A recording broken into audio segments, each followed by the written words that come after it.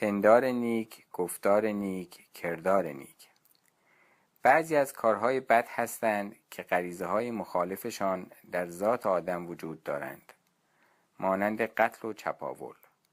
هر کس کمی شعور عمومی داشته باشد سعی می‌کند جان و مالش را حفظ کند. کما اینکه زمانی انسان‌ها در غارها زندگی می‌کردند و شعور عمومی آنها بسیار کم بود و به طور طبیعی می‌خواستند جان و مالشان را حفظ کنند و دیگران با آنها حمله می‌کردند و ابزار شکار و غذای آنها را می‌بردند و آنها را به قتل می‌رساندند. بعد از مدتی که شعور عمومی انسان‌ها بیشتر شد، در گروه‌های بزرگتر زندگی کردند که بتوانند از خودشان دفاع کنند. باز بعد از مدتی طولانی که شعور عمومی انسان‌ها بیشتر شد، برای حفظ جان و مالشان و اداره جامعه حکومت و قانون را به وجود آوردند. که البته حکومت‌ها در طول تاریخ خیلی زورگویی کردند و زورگویی هم کار بدی است. و غریزه مخالفش در ذات آدم وجود دارد. هیچ کس نمی‌خواهد خودش مورد زورگویی قرار بگیرد. ولی اینکه آدم دنبال چاره‌ای برای زیر بار زورگویی نرفتن باشد به شعور عمومی بیشتری نیاز دارد. کما اینکه ایده حکومت مردم بر مردم حدود 250 سال پیش در دنیا به وجود آمد. رابطه جنسی خارج از چارچوب ازدواج هم غلط و بد است. ولی غریزه مخالفش در ذات انسان وجود ندارد و فقط با فرهنگ و تعلیم و تربیت سالم می شود غریزه مخالفش را در آدم به وجود آورد. اگر انسان‌ها به اینکه دختر و پسری یا زن و مردی که به عقد هم در نیامدند حق ندارند با هم هماغوشی کنند و حق ندارند که بخواهند نسبت به هم هیزی کنند معتقد باشند و به آن پایبند باشند، جلوی 100,000 جور فساد جنسی گرفته می شود. پس رابطه جنسی خارج از چارچوب ازدواج در هر شرایطی و در هر موقعیتی غلط و بد است و هیزی هم غلط و بد است. افکار معنوی که مانع فساد و بدی می شوند هیچ وقت قدیمی نمی شوند، چون مد نیستند که دموده بشوند. جایز الخطا بودن آدم قابل قبول است، ولی نه در این حد که آدم کاری که فساد اخلاقی است را بکند. با زمان جلو رفتن تا حدی که در چارچوب معنویات باشد کاملا درست و لازم است. علم بشر به خاطر کمبود معنویات به بیراه رفته.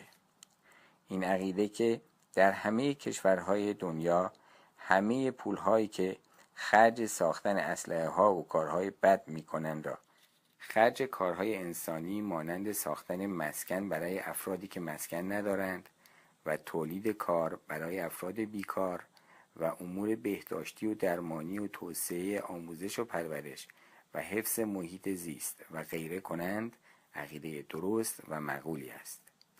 چرا تا حالا بشر نتوانسته این عقیده درست و معقول را پیاده کند؟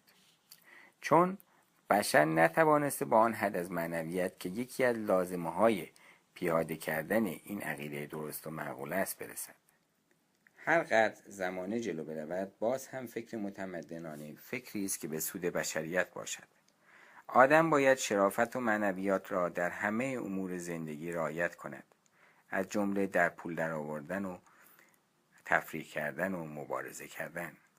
اینکه پسر یا مرد گوشواره بزند یا موهایش را ببندد خلاف معنویات است. اینکه وقتی پسری به دنیا می آید موهایش را اصلاح نکنند که مثل دخترها موهایش را ببندد خلاف معنویات است. یکی از اصول معنویات این است که پسر یا مرد شکل دخترها و زنها نباشد. از دیدن استریپتیز و رقص بریزیلی و رقص عربی باید جداً خودداری کرد. کاری که اساساً غلط و بد باشد در هر جا انجام شود به یک اندازه بد است. کما اینکه شیره کشیدن توی شیره کشخانه باشد چه بیرون شیره کشخانه باشد به یک اندازه بد است. وقتی زن و مرد بخواهند یک جا شنا کنند باید مایویی بپوشند که همه بدنشان را بپوشانند. گرایش به نشان دادن برهنگی و گرایش به دیدن برهنگی اگر در چارچوب معنویات نباشند باعث فساد جنسی می شوند، چون دو تا از عوامل فساد جنسی هستند. آزادی فساد و انحراف اصلاً و ابداً نباید باشد. فقط آزادی سیاسی و آزادی اقتصادی و آزادی دینی باید باشد. اینکه آزادی باید هدف باشد و پایبندی به شرافت تا حدی که در چارچوب آزادی می باشد مجاز است، درست نیست. درست این است که داشتن زندگی معقول و شرافتمندانه باید هدف باشد و آزادی تا حدی که در چارچوب زندگی معقول و شرافتمندانه باشد مجاز است.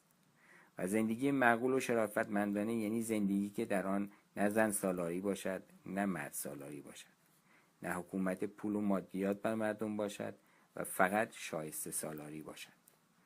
وقتی آزادی هدف باشد، لذت جویی ها و سودجویی ها و فردگرایی های بیش از حد باعث می شوند که حکومت پول و مادیات بر مردم به وجود بیاید.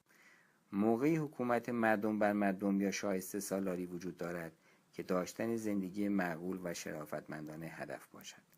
در دنیا حکومت مردم بر مردم وجود ندارد. در دنیا حکومت پول و مادیات بر مردم وجود دارد.